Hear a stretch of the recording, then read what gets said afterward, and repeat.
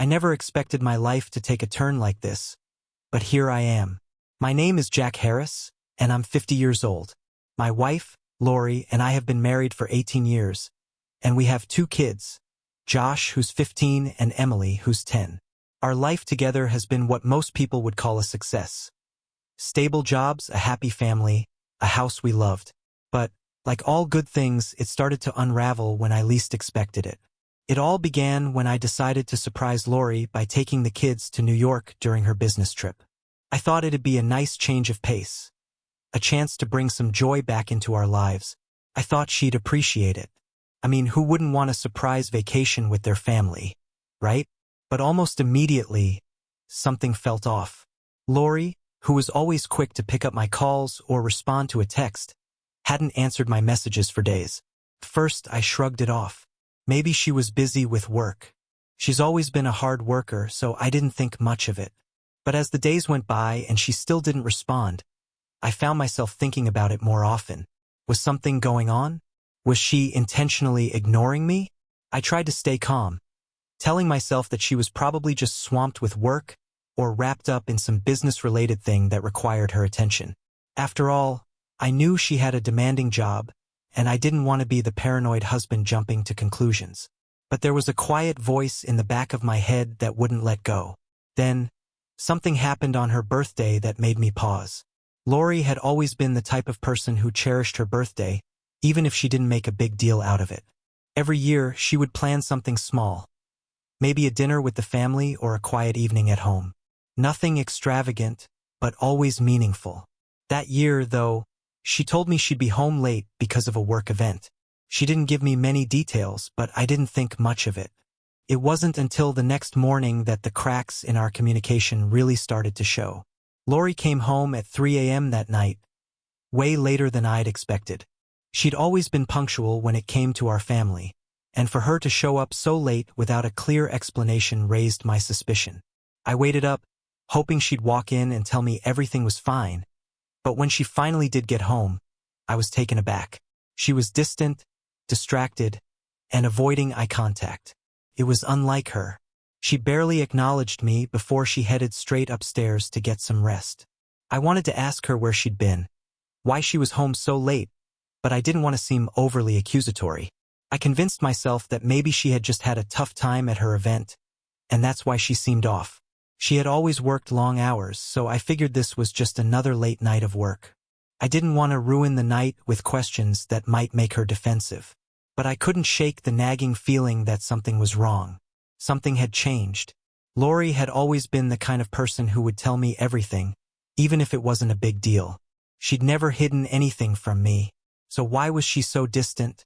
The next day, I didn't say anything, but it was on my mind. I was already focused on preparing for our trip to New York, trying to make sure everything was set. I thought it might be a good distraction. But when I went to get the last few things ready, I noticed something that stopped me in my tracks. Lori's wedding ring was missing. At first, I thought it was just a simple oversight. Maybe she had taken it off to clean, or maybe it was stuck somewhere. But when I asked her about it, she didn't seem fazed. She just shrugged it off casually, telling me she'd left it at the hotel. The way she said it so offhandedly made me wonder if it was true. She had always been meticulous about wearing her ring. We'd been married for almost 2 decades, and it had become such a part of her that I couldn't imagine her forgetting it. I tried to let it go, but it nagged at me. I couldn't shake the feeling that this was another red flag, a sign that something wasn't right. The missing ring, the odd way she came home that night, the distance between us that had been growing. It was all adding up to something I wasn't ready to face. But deep down, I knew it wasn't just a series of coincidences. Something had shifted in Lori, and I couldn't ignore it any longer. On top of everything, Lori's behavior in the past few weeks had been more erratic than I realized. She was spending more time at work, staying later than usual, and coming home more tired and distant than ever. The times when we used to talk and connect seemed fewer and fewer. Whenever I brought it up, she brushed it off, telling me she was just focused on her career, that it was a phase, that it would pass. I wanted to believe her, but something in the pit of my stomach told me it wasn't just about her career. It was something else. She was keeping something from me. It wasn't until we were on the plane to New York that I started piecing things together. I thought this trip would be the perfect opportunity to reconnect, to remind ourselves why we'd fallen in love in the first place. But instead, I couldn't stop thinking about all the little things that didn't add up. Lori had always been the rock of our family. Attentive, caring, always there when we needed her. But lately, she'd been slipping away, like sand through my fingers. Every time I tried to talk to her, she seemed distracted, distant. I wanted to reach out, but I didn't know how. Every time I did, I was met with an excuse, a deflection, a quick change of subject. When we arrived in New York and checked into the hotel, it only got worse. I found out that Lori had checked in with a +1. This was the breaking point. I could feel my heart race in my chest. I didn't know what to think. I didn't know what to do. But I knew I had to confront her. I had to get to the truth, even if it meant facing something that could shatter everything I thought I knew about our marriage. I tried to stay calm for the kids, but inside, I was anything but calm. I was scared. I was angry. But above all, I felt betrayed. The woman I had trusted, the woman I had built my life with, had she been lying to me all along? Had she been keeping secrets I couldn't even begin to understand? The truth was right in front of me now. Lori's ring, her strange behavior, the messages I'd found on her phone. Everything was pointing to something I didn't want to believe. But it was undeniable now. The woman I thought I knew was slipping away from me, and I didn't know if I could catch her before it was too late. We had just checked into the hotel in New York, and the kids were excited to explore the city. Josh, always the more mature of the two, was practically bouncing off the walls, while Emily was busy pointing out every landmark we passed. They were both so innocent, so unaware of the storm brewing under the surface.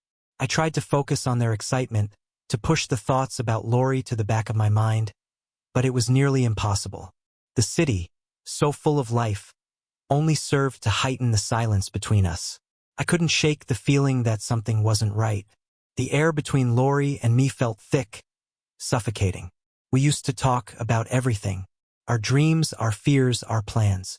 But now, it felt like there was a chasm growing between us, one that I couldn't cross. It wasn't just her missing wedding ring or her odd behavior over the last few weeks. It was the way she avoided my gaze, the way she became distant whenever I tried to ask her how she was doing.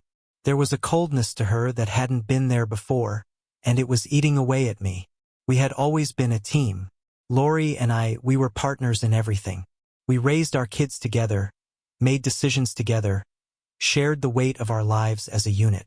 So why was she pulling away from me now? I tried to convince myself that I was overreacting, that she was just stressed from her work and the long hours she'd been putting in. She had a demanding job, and I had always been proud of how hard she worked. But this wasn't the woman I married. This wasn't the woman who would come home after a long day and share her thoughts, her frustrations, her excitement. Now, she barely even spoke to me unless it was about something mundane, like the weather or the kids.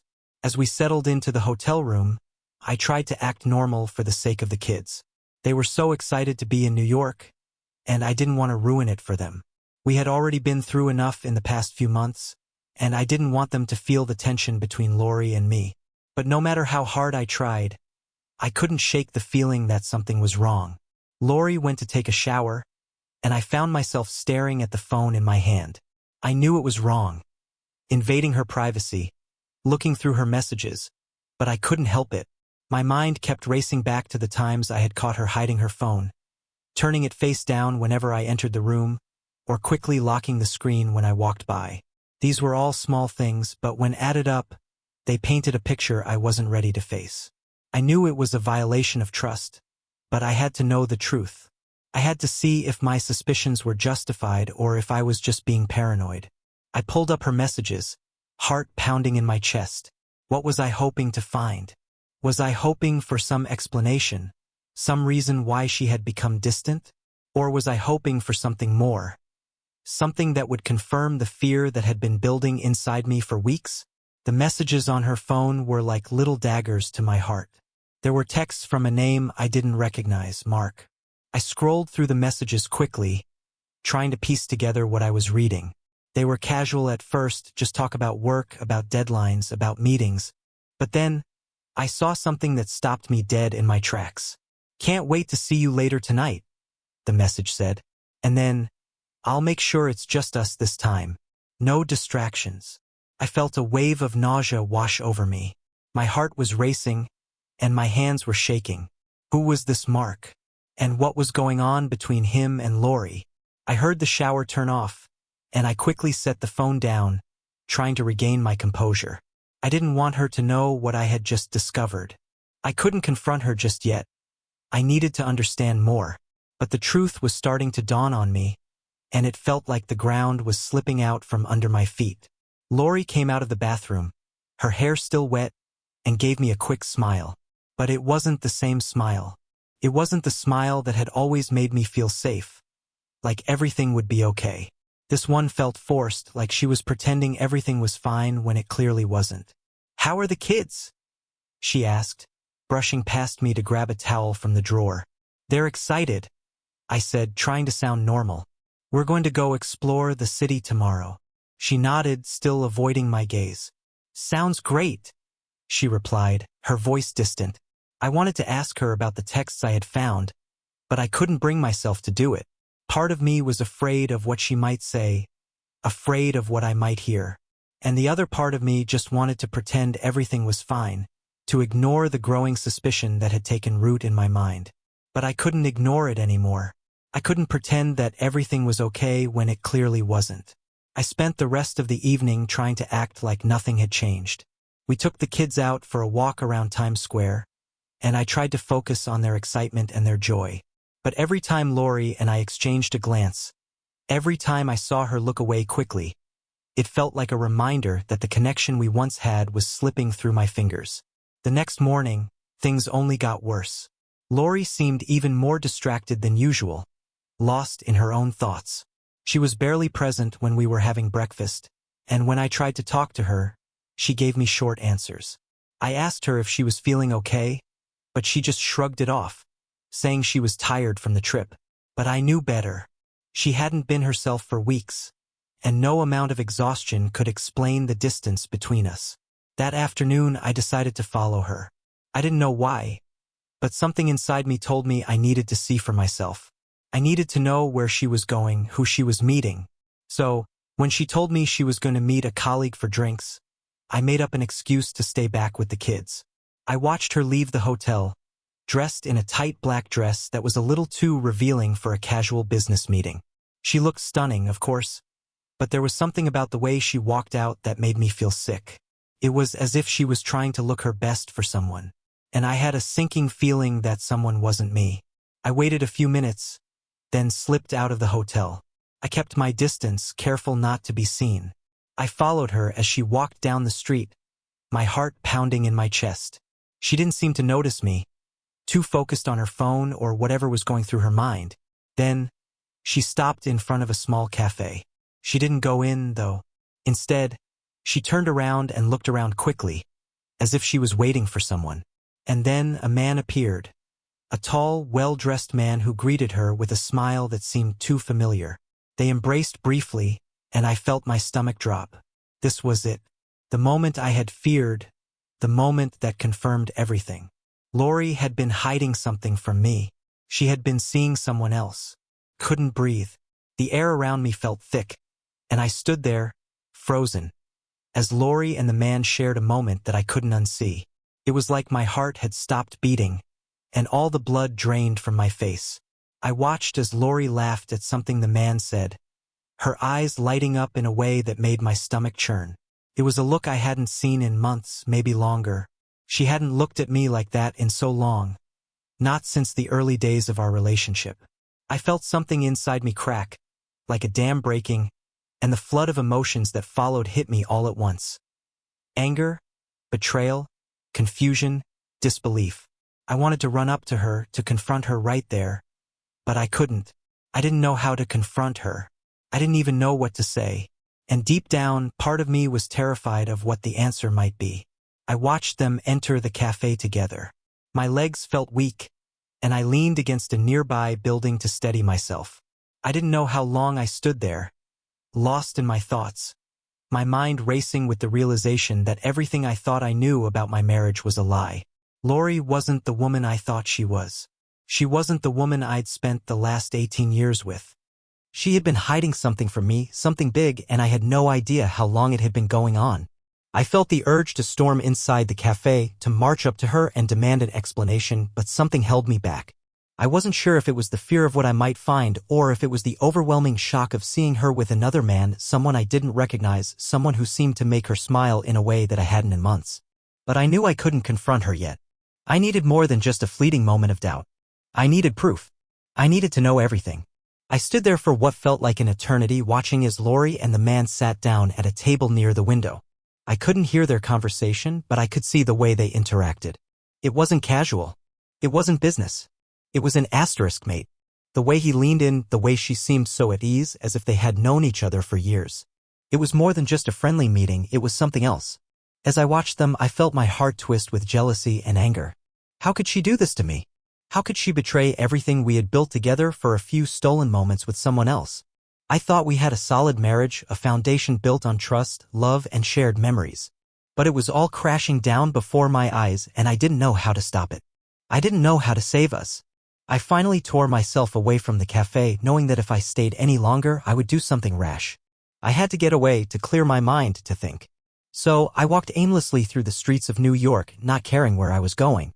My legs moved on autopilot as my mind tried to process everything that had just happened. I had followed her here, hoping to find an explanation, but instead, I had found my worst fear realized. The next few hours felt like a blur. I tried to focus on the kids, to pretend that everything was normal, but I couldn't shake the image of Lori and that man, laughing together, sharing a moment that should have been mine. I couldn't help but replay every detail in my mind, her smile, the way she had looked at him, the way they sat together. I didn't know who this man was, but I was certain of one thing: he had something that I no longer had. He had Lori's attention, her affection, and that stung more than I could ever put into words. When we got back to the hotel that night, I knew I couldn't keep pretending anymore. I couldn't act like everything was okay when it was clear that our marriage was falling apart. I had to confront her. I had to ask her what was going on. But how could I do that? How could I confront the woman I had loved for so many years, the woman I had trusted with my heart, my family, and my future? I waited until the kids were in bed, and then I went to her. She was sitting on the edge of the bed, looking at her phone, her face lit by the glow of the screen. She looked up when I entered the room, her expression neutral, but there was a hint of unease in her eyes. "Hey," she said, putting the phone down beside her. "Is everything okay?" I stood there, silent for a moment, trying to find the right words. I had so many questions, but they all felt jumbled in my head. My emotions were a mess: anger, confusion, hurt, and I didn't know how to untangle them. "I saw you today," I said, my voice flat, more emotionless than I intended. "With him. At the cafe." Her face went pale, and for a brief moment, she looked like a deer caught in headlights. She didn't say anything at first, and the silence between us was deafening. I could see the panic in her eyes, the way she was trying to think of something to say, anything to justify what had happened. But I wasn't giving her the chance to lie to me. I wasn't going to let her twist the truth anymore. "Who is he, Lori?" I asked, my voice shaking now. "What's going on between you two?" She opened her mouth to speak, but no words came out. She looked down at the floor, her hands trembling as she fidgeted with the edge of her shirt.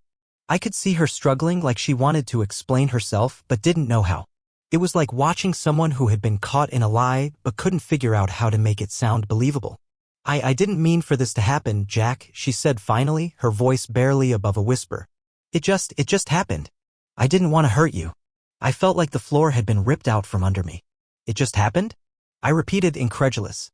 "Lori, you've been lying to me for months. You've been hiding something from me, and you're telling me it just happened." Tears welled up in her eyes, and she looked at me, her face crumpling with guilt. "I'm sorry. I didn't know how to tell you. I didn't want to hurt you, Jack." I couldn't look at her. I couldn't stand to see her face, to see the woman who had betrayed me in such a cruel and callous way. "You've already hurt me, Lori," I said, my voice barely above a whisper. "You've been hiding things from me, and I didn't even see it. All this time I thought we were okay. I thought we were happy. And now I find out you've been seeing someone else." Her sobs filled the room, but I didn't know if I could even comfort her. How could I? She had betrayed me. She had betrayed our family. "I don't know what to say," she said, shaking her head. "I don't know how it got to this point, but I didn't want to lose you, Jack. I thought I could handle everything. Handle everything? I cut her off. Lori, you were never handling anything. You were hiding it from me. And now look where we are. Look at what you've done. She fell silent, tears streaming down her face, and for a moment, I felt like a stranger in my own life. This wasn't the woman I had married, the woman I had trusted. This was someone else, someone I didn't even recognize. I stood there, watching her cry, feeling a strange sense of distance from her. The woman who had once been my partner, my equal, was now a stranger to me. And yet, she was still the woman I had shared years of my life with. The woman I had laughed with, cried with, made plans with. And now, here she was, sitting on the edge of the bed, broken, her sobs echoing in the silence between us. It wasn't like I hadn't seen the signs. The way she had been distant, the long hours at work, the late nights, the missing wedding ring, the secretive messages. I should have connected the dots sooner. But I hadn't. I had tried to brush it off, to give her the benefit of the doubt. I hadn't wanted to see what was right in front of me. And now, as I stood there watching her cry, I realized just how much I had ignored for the sake of keeping the peace, for the sake of preserving the illusion of a perfect marriage. I had been blind. I never wanted to hurt you, Jack, Lori whispered, her voice trembling. She wiped her eyes with the back of her hand, but the tears kept flowing, like a river that couldn't be stopped. I swear, I didn't mean for this to happen. It wasn't about you, it was about me. I've been feeling so lost for so long. And when he came into my life, it was like everything made sense for a moment. Her words hit me like a punch to the gut. So it was about you? I repeated bitterly, feeling a cold emptiness fill my chest. You felt lost, so you decided to find comfort with someone else? Is that your excuse? Lori's face contorted with guilt, and she shook her head, trying to explain herself. It wasn't like that, Jack. I wasn't looking for someone else. It just happened. He made me feel seen, like I mattered, like I wasn't just wife or mom. I couldn't stop myself from laughing. A bitter, hollow laugh that felt as foreign to me as the pain coursing through my veins. So that's it? You felt neglected, so you ran to him for attention? For validation? She opened her mouth to respond, but no words came. She just stared at me, her face pale, the weight of the realization that she had crossed a line too far for both of us settling in. I know, she said quietly, her voice breaking. I know it's not an excuse. I messed up, Jack. I ruined everything. I could feel the anger rising in me again, but I swallowed it down. The last thing I wanted was to scream at her. I wanted answers. I wanted the truth, not her apologies. I wanted to know why she did this, why she threw away everything we had built. Tell me everything, Lori, I said, my voice rough but controlled. How long has this been going on? How long have you been seeing him behind my back? She shook her head again, as if the weight of her actions was too much to bear. It wasn't like that at first. We started talking at work, just casual conversations. But then, over time, I don't know, we started connecting. He listened to me, Jack. He made me feel important. And before I knew it, we were talking all the time. It wasn't supposed to be anything more than that. But then it was. I could feel my chest tighten. The hurt was overwhelming. She had been lying to me for months, deceiving me with every conversation, every smile, every moment we shared as a family.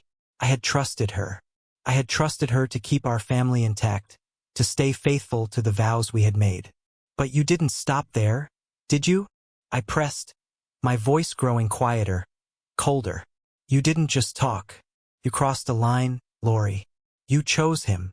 Lori looked up at me, her eyes filled with shame. I didn't mean for it to happen, Jack. It just did. I couldn't stop myself.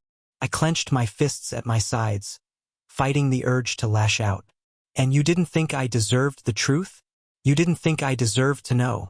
I was scared, she admitted, her voice barely audible. I was scared that you would leave me, that you would hate me. I didn't want to lose you, Jack. I love you. I didn't know how to fix it. Her words were like daggers. She was telling me that she loved me, while she had been sleeping with another man. The betrayal stung, But her attempt to justify her actions made it even worse. She had known what she was doing was wrong. She knew she was breaking our vows. But she kept going anyway. "You didn't want to lose me?" I repeated, my voice trembling with emotion. "And yet here we are. You lost me the moment you decided to cheat. You lost me when you put someone else before your family." She started to cry again. But this time, it felt different. The tears seemed to carry the weight of all the lies, all the secrets she had kept from me. "I'm sorry," she whispered, her words barely a sound. "I'm so sorry. I never meant to hurt you. I never meant to hurt our family." I shook my head, feeling a wave of exhaustion wash over me.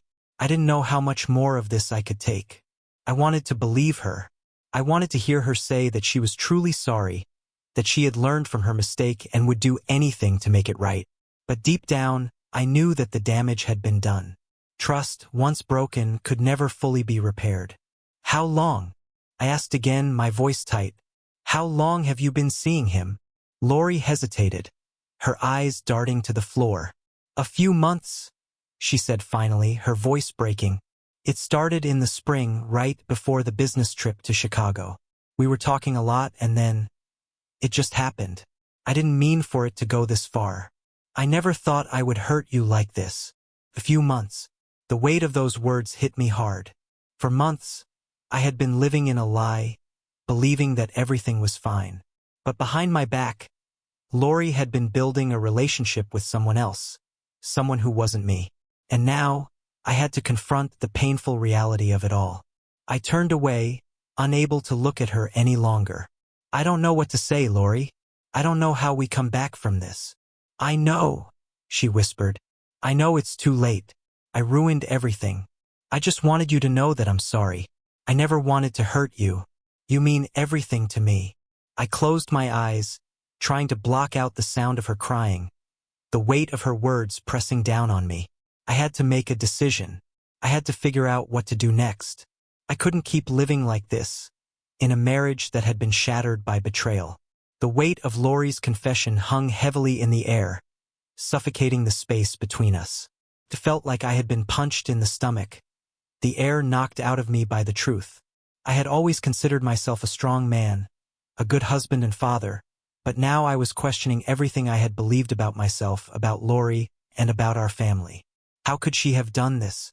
How could she betray me, the kids, the life we had built together? But there was no time to wallow in my anger, no time to process everything. I had kids to think about.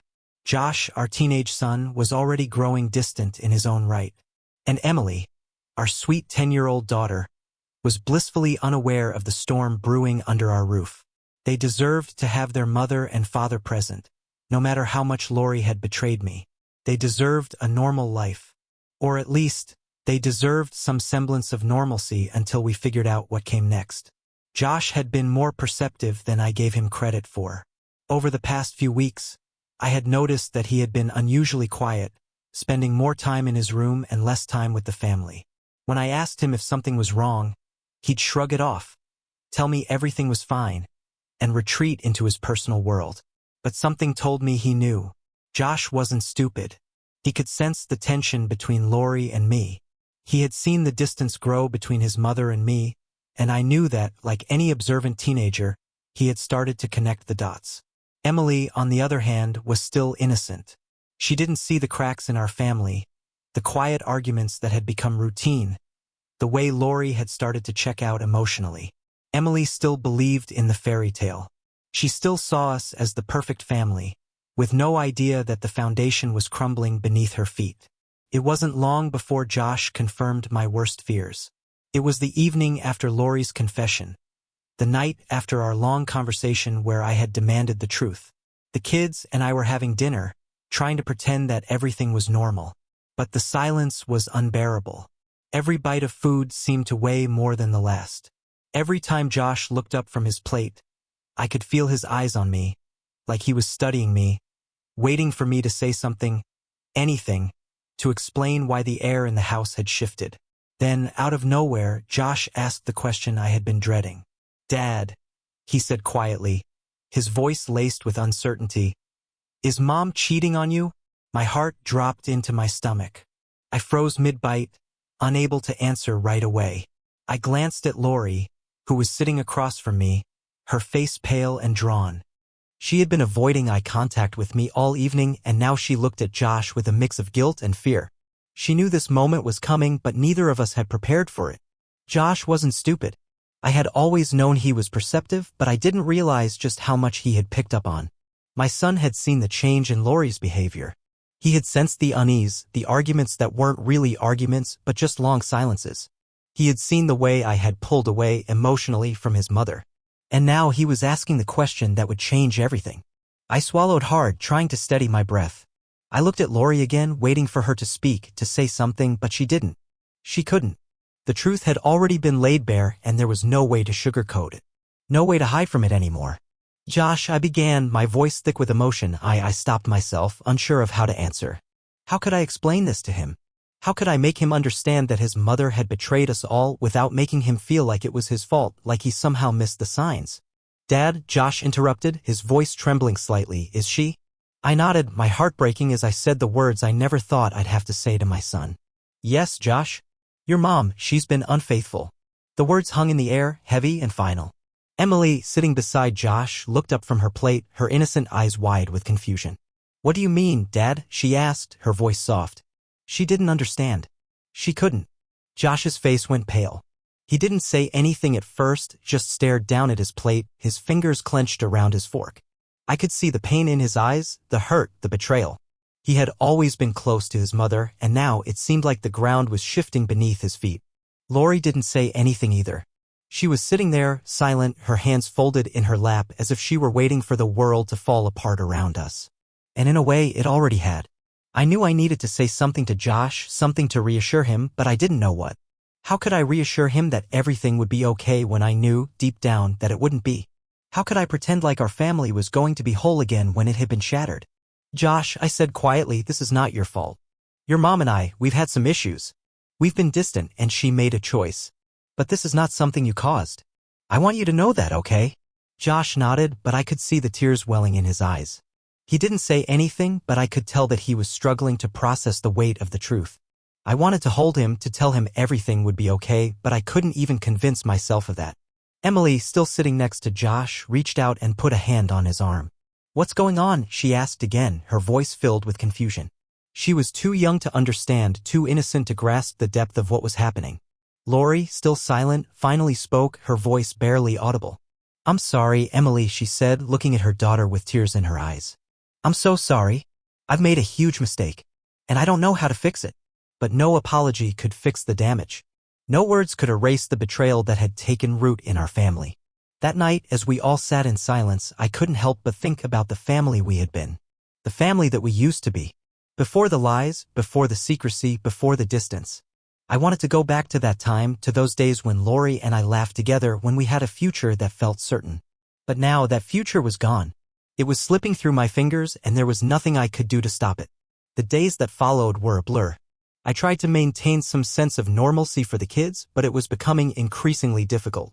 Lori and I barely spoke, our conversations limited to the bare necessities. There was no affection, no warmth between us anymore. It felt like we were two strangers living in the same house, trying to hold everything together for the sake of the children. But I knew that things were already falling apart. Our family was broken, and I couldn't fix it. I didn't know how to. And as much as I hated to admit it, I wasn't sure I even wanted to. After the bombshell that Lori had dropped, our family dynamic had changed in ways I never thought possible. Josh, now that he knew the truth, had become more withdrawn. He didn't openly talk about the situation, but I could see it in the way he kept to himself more, his once vibrant energy replaced by a quiet sadness. Every day, I saw him try to act like everything was okay, but I knew better. I knew the hurt in his eyes. He was trying to figure out how to navigate this new reality where his family wasn't what it seemed anymore. Emily, on the other hand, seemed almost unaffected. She was too young to fully comprehend the gravity of the situation. She still asked Lori questions about what was going on, but Lori couldn't answer. All she could do was offer half-formed apologies and vague explanations. The truth was, I didn't have answers either. We were all lost in the sea of confusion, trying to keep afloat while the waves of betrayal crashed over us. One afternoon after school, Josh and I found ourselves sitting in the living room, an unspoken tension hanging between us. I knew I needed to talk to him, but the words didn't come easily. He had already been through so much with the knowledge of his mother's infidelity. What could I possibly say to ease his pain? "Dad," Josh said, breaking the silence, his voice quiet but firm. "How long has it been going on?" I swallowed hard, feeling the weight of the question. Lori had told me the affair started a few months ago, but it felt like a lifetime had passed since the cracks first appeared in our marriage. I hadn't been a perfect husband. I had withdrawn in my own way, and I couldn't deny that Lori had been searching for something more, something I hadn't given her. But none of that justified what she had done. None of it made the betrayal any less painful. "I don't know, Josh," I said softly. "But it doesn't matter now. What matters is that we're here, together, and we'll get through this." Josh looked at me, his eyes full of emotion, anger, confusion, and hurt. "Do you still love her, Dad?"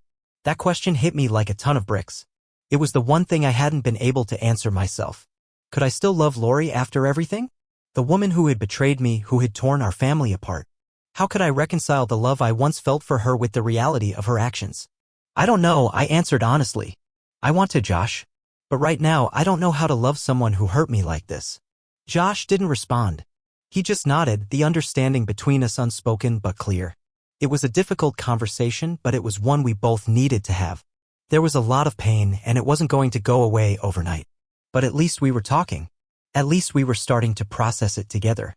Later that evening, Emily came into the living room with a drawing she had made. It was a picture of our family with the four of us standing side by side, smiling. Her innocence stung. She didn't know what had been happening behind closed doors, the conversations Lori and I had shared in hushed tones, the heart-wrenching confessions. Emily still thought everything was fine. She still believed in the family we once had, the one I wanted to hold onto but knew I couldn't. "Look, Daddy, I made this for you," Emily said brightly, showing me her picture. It was a simple drawing, but it tore at my heart. How could I explain to her that the family she had drawn wasn't real anymore?